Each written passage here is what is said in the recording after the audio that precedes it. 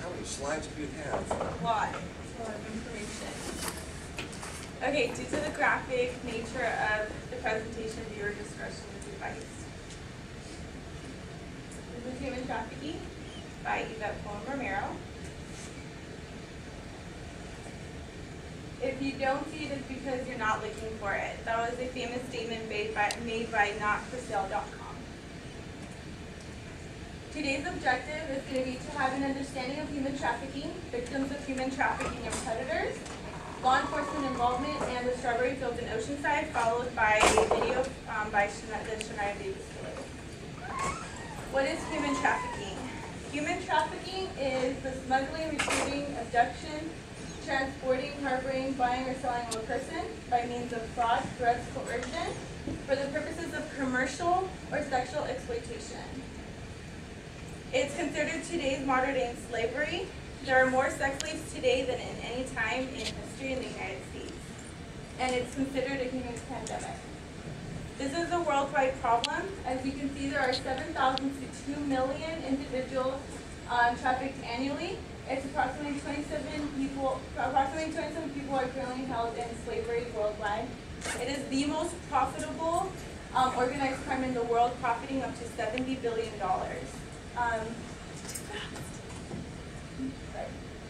Okay, and worldwide, internationally, children as young as 5 are being sold. Recently, it was reported that children as young as 2 are actually being sold now. This is the United States problem. USA is the source and destination country for women, children, and men taken captive against their will and forced into prostitution. Over 750,000 women trafficked into the United States in the last decade. 50% of that were children. 200,000 to 300,000 American children and youth are at risk of becoming victims of sexual exploitation. 12 is the average age of entry into pornography and prostitution in the United States. This is the trafficking route.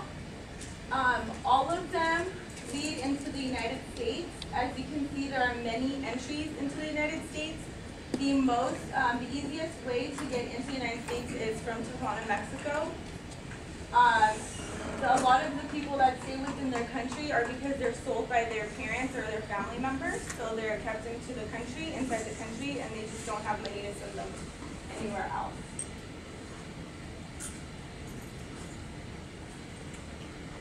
These are the perpetrators.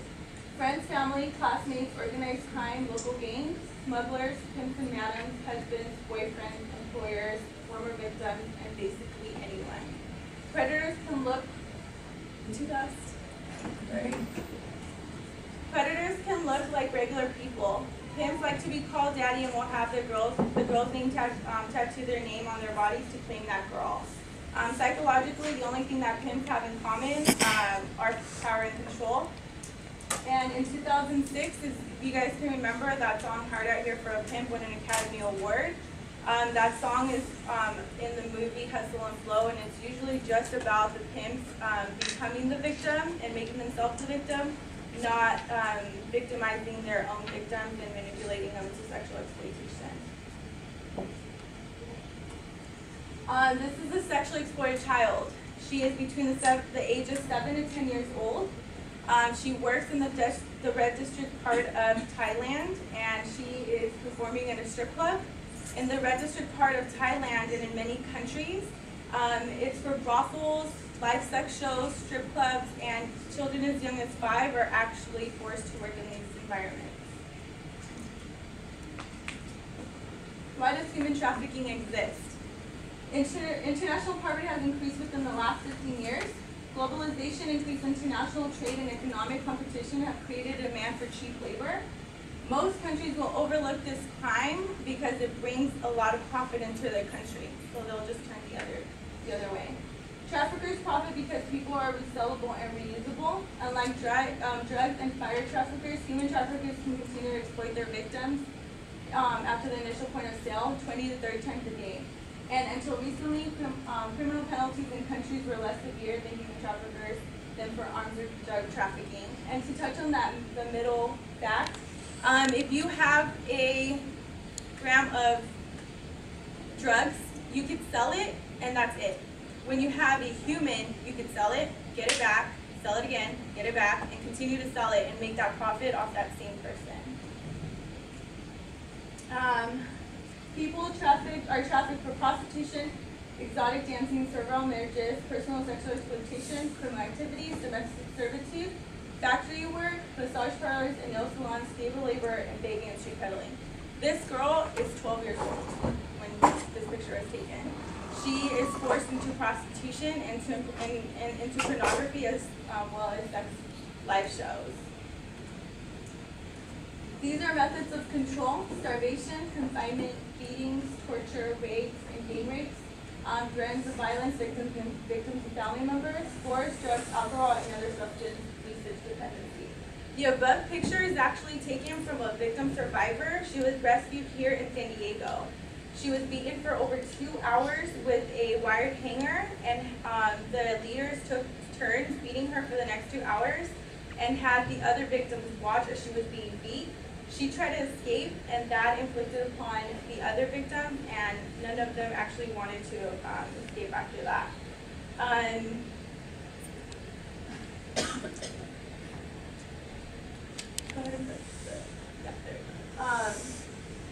The methods of recruitment are sold by parents or families to pay off debt for simple material things or simply just for money. Newspaper ads promising career opportunities in foreign countries, promise of a better life, kidnapping and abduction, social networking internet sites such as Facebook and MySpace, and former victims. With this, to touch on the first fact, working with an undercover deputy that did undercover work for prostitution, sexually exploited children, he found an 11-year-old boy who was prostituted in TJ. He was 11 years old. He was sold at the age of 7 by his father for a flat screen TV. And for those 3 years, he was repeatedly raped.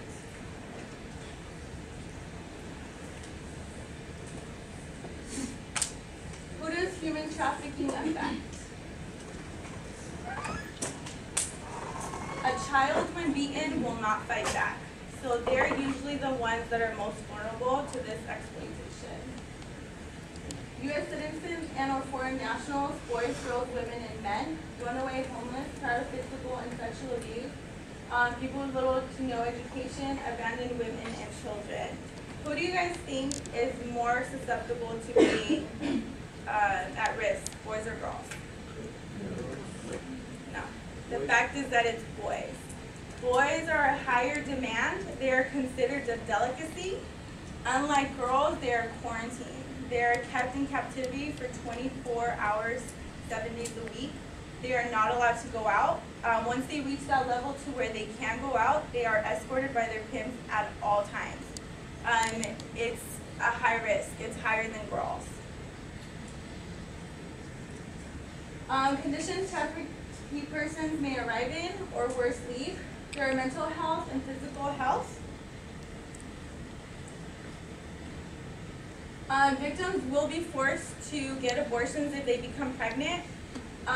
Worse, if they decide to go along with the pregnancy, the traffickers, they will make them continue to prostitute themselves until they have the baby. There is no medical leave or sick leave for these victims. Once they have the child, the child is kept into captivity. It is another method where the trafficker actually keeps these victims in place. They don't want to leave their children behind because they know they're going to be prostituted or worse still.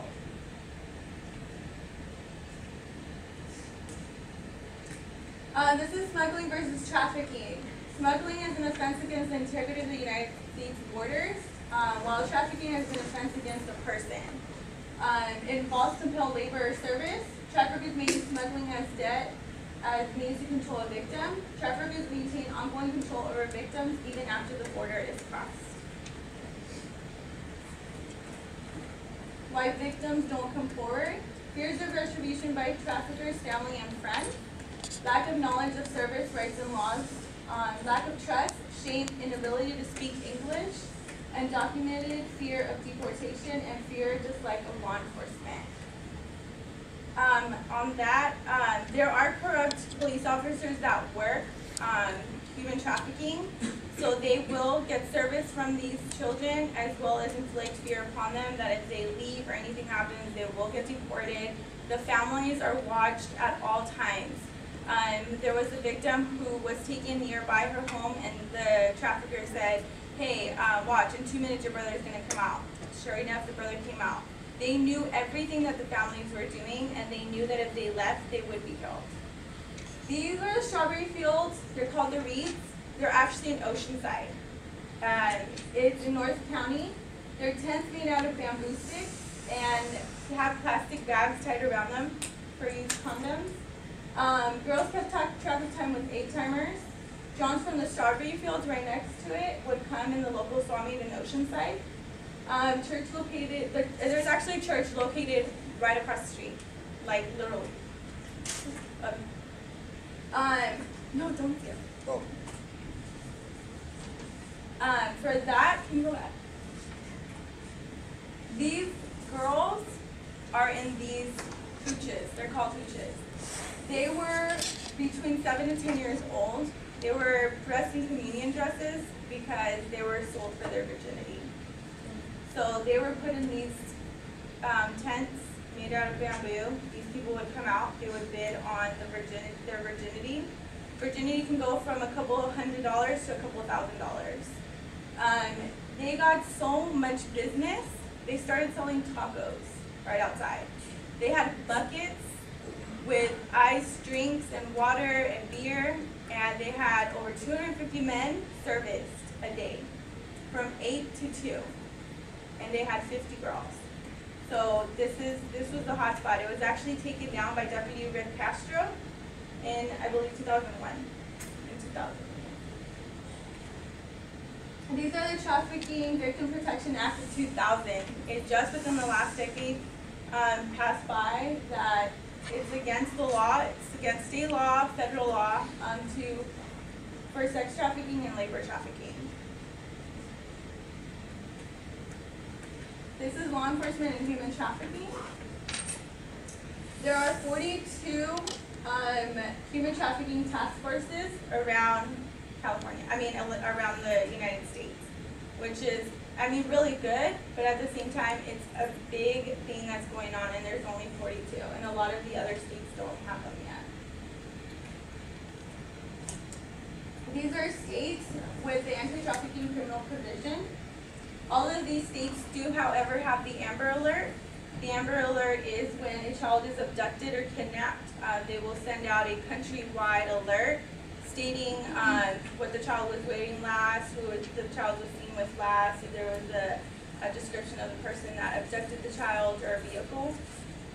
They all do, however, have Megan's Law as well. It's not called Megan's Law in every state, but it's similar, where you could get access to registered sex offenders, as well as a description of where they live and a current picture. And these are California state laws for now. Hopefully there's more. The resources that I got from making this project was Deputy Rick Castro. He works for the Human Trafficking Task Force, Agent Williams from Community Service in the FBI, Detective Lynch from Mesa PD Sex Crimes, SDYCS, and Children of the Night Bilateral Coalition Center are actually resources and shelters for human trafficking victims. And now we have a video.